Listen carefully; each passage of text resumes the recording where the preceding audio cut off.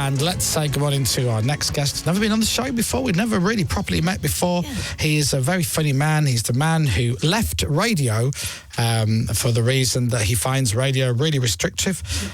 So let's say good morning to our guest this morning, Russell Howard. Yeah. Hello. Morning, Russell. Hello. What an intro. Nice to be here in such a restrictive environment. Yeah, isn't it? The Restrictive. straitjacket that is radio. I gorge off the audience as a performer, but you can't gauge a reaction on the radio. That's true, though. It's true, yeah. You know, but you have to have a very... I think being a DJ and a novelist is very similar. You have to be very good at entertaining yourself. Yeah. Whereas if I sit with myself, I get very bored. Well, we can ask the listeners to text in and rate the interview as it goes. Well, that's the other thing that I remember when we were on Six Music, me and John Richardson, you just get these kind of texts come in, and like 80% of it's lovely, and then 20% just this arrow of hate. Oh, that's quite a high amount of hate. No, but you know when you're chatting away and you just see these vroom, hitting you from the side, so yeah. And those are the ones you focus on. You don't take the positives, obviously. Yeah. Our audience are brilliant on the text. Well, they're really good. So it's nice to be here. If you have anything to say about Russell, then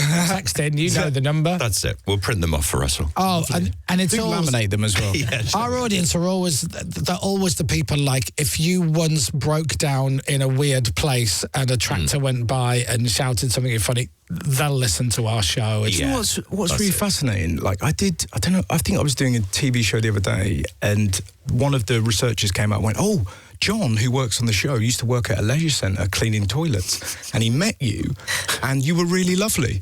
And you're like, yeah, you remember him, why would I be horrible? Just the idea of some bloke going, hello, I clean toilets, we'll get back to it. Yeah. Don't look for these aren't clean enough for me.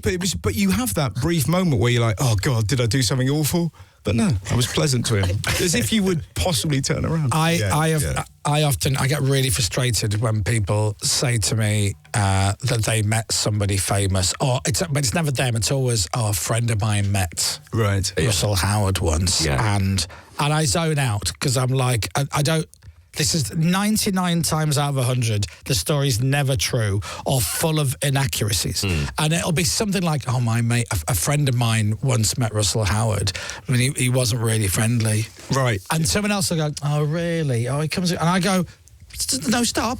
That's not the story. Where was this? Yeah. When was this? What was happening? Was he dangling from a window ledge of a burning building and someone went, can I have a selfie? And he went, no. It was a bit... He's not very friendly, is he? There's not, and he also is and he was like, don't you know who I am? And I'm like, no. As soon as someone says that, you go, I don't know anybody who's ever gone, do you not know who I am? Yeah, absolutely. If you went to your own gig, right, and you're at the stage door, even then you wouldn't go, do you not know who I am? You'd be like, no, I'm the guy. Yeah, that's me. I'm the on tonight. Poster. Yeah, I had to do that at the Albert Hall, and the guy, and just felt that thing of going, oh yeah, I'm doing it later. Doing what? Cleaning? No, I'm the actual. The best time to meet me is when I'm with my friend Sam from school. He's my oldest friend, who's a huge. I love him. He's half Mexican. He's got long flowing hair. He dresses like a cross between Bowie and Bilbo Baggins. Just perfect mix. And he likes going up to people and telling them lies about me. So he went up to this girl and went, he claimed to be my shaman. Wow. And I looked like the kind of bloke who might have a shaman.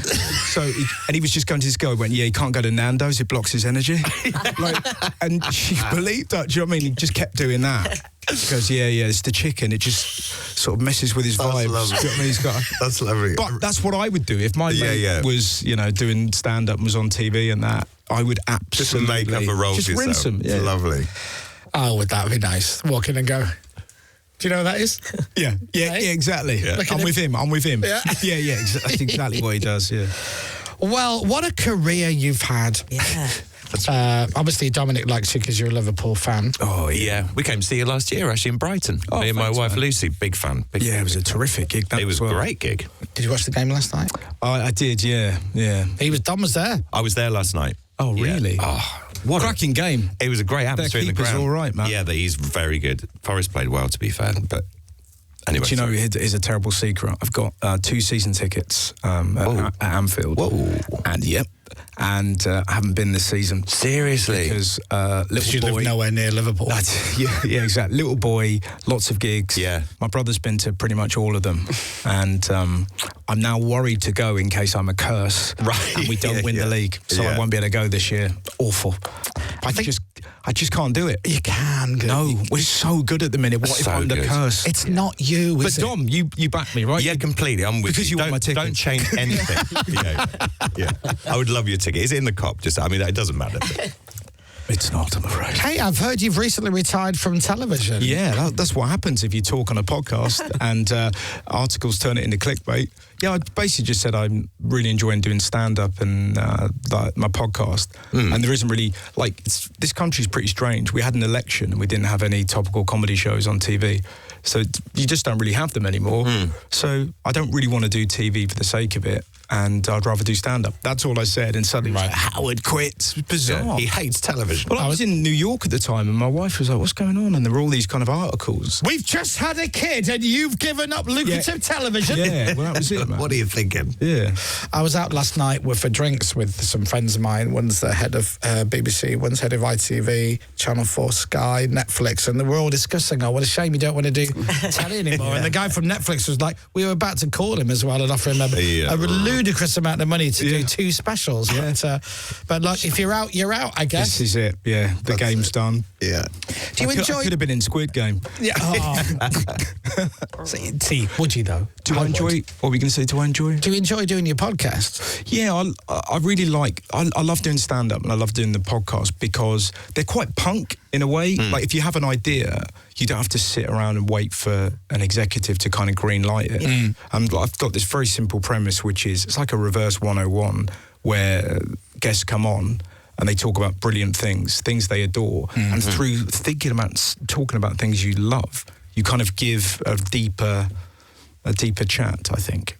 Do you know what I mean? Yeah. Kind of, rather than this sort of classic, so what, you flogging?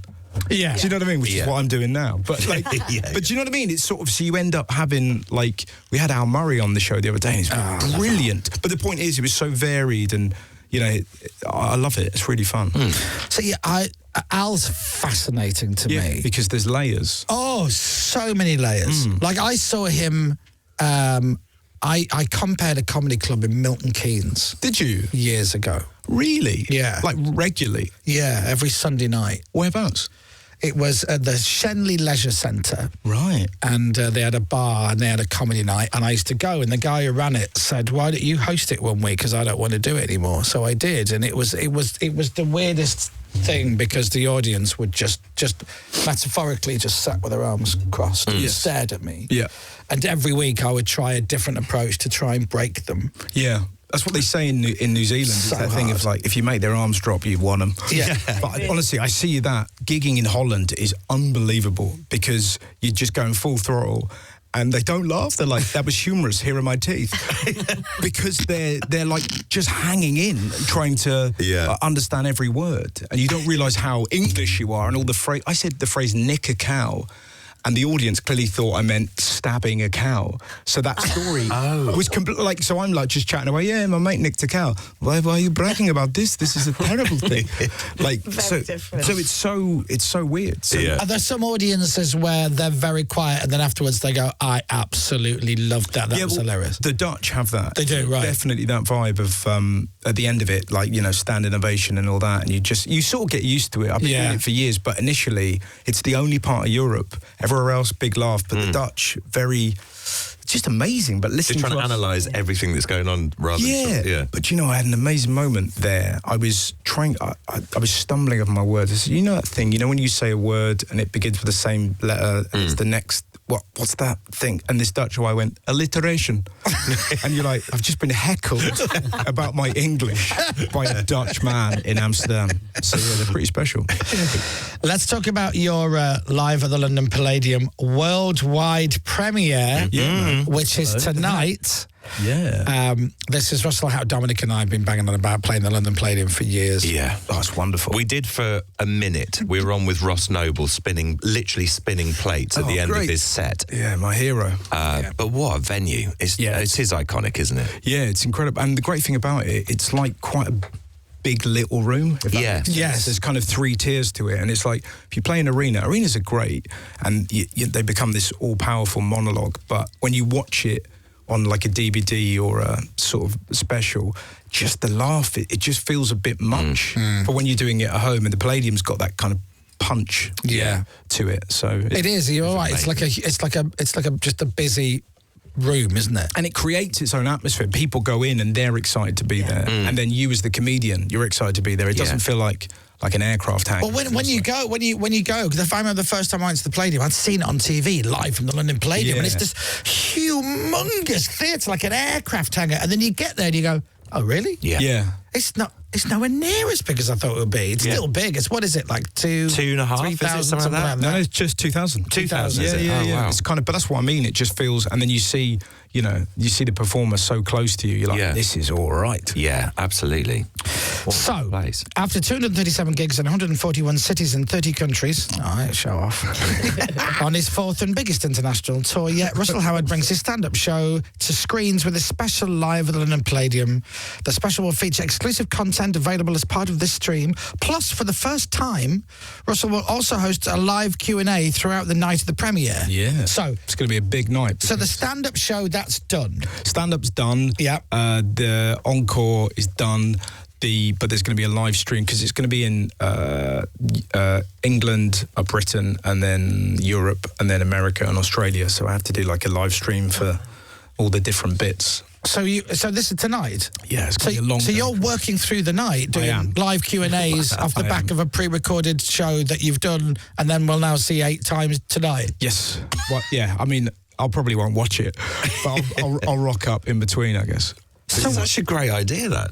Yeah, it's kind of like everything's changed so dramatically in stand-up. So it's kind of like I did a couple of Netflix specials, and now it just isn't as, you kind of get lost a bit unless you've got like an 8-part series. Yeah. Do you know what I mean? Whereas now you can just do it from your own website and kind of have your own thing and dig it out and cut it up and put it on the internet. And that's the way of the world. So what are we going to see? So you buy a ticket to watch it. Buy a ticket, and it's £10, by the way. $10. I'm sorry. Yeah. Oh, wow. So it's so that's what about £1.50 something with the credit. Yeah, it depends on the current economy. And no, it's about £29. That's it. You're right. But yeah, basically it's an hour and 10 sort of like show that's cut down from 2 hours, and then there's a 20-minute encore, and then it's me sort of responding to questions in between. But live? Yeah. So you'll be That's there, great idea. Brilliant. Yeah. It's very cheap, by the way. Well, it's just, I also think that as well, like ticket prices. Like some comics charge money to have meet and greets. I know. It's a very weird place we live in, man. Like, I just can't imagine a world in which everyone can have a photo. It costs you $5. Like, do you know what I mean? It does help pay for some of the tour, though, Russell. Yeah, but, I've been doing stand-up for a while. I'm all right. It just, do you know what I mean? Have you got a downstairs toilet? I do have. He's done it. He's made it. Yeah. He's made it. Yeah. He's made it. Okay, so tickets available from Russell Howard. What a great question. .co.uk. Downstairs toilet. Oh, this is when you know you've flashed. Yeah, absolutely. I've got dog shampoo for my dog. Whoa. And on the front of the label it says, this product was not tested on animals. Like, how weird is that? What a world. Special. So they must have found some bloke who smells like a Labrador so my dog can be washed. So go to your website and get tickets? Yeah, so it's russell/howard.co.uk. There you go. Yeah. Click on. And it's tonight, so it's live from 8 o'clock? Live from tonight, 8 o'clock. So this is brilliant. So you can watch it on your telly. You can get your couple of drinks ready, get your snacks as if you're on Gogglebox. Yeah. Put them in bowls in front of you, because that's how we all eat our snacks. God, and then... Yes, and then very good sit down and watch Russell Howard, watch the whole live thing, and then sit and watch his Q&A, and you can be like, hey, he's really tired because he had to do Chris Moyles Show. I'll tell you what you never see on Gogglebox. It's people sat in silence. Do you know what I mean? Like, just staring at their phone. Yeah. And then occasionally looking up to the screen and going, well, where do I know her from? I know her. Do I know her? Or was she in? What was she? Yeah. Yeah. But the only time you talk, really, is when you're like, get the buttons. It's on standby. We got 46 seconds. Click. I'd love to see that. I find it very difficult to watch something without Googling the people in it.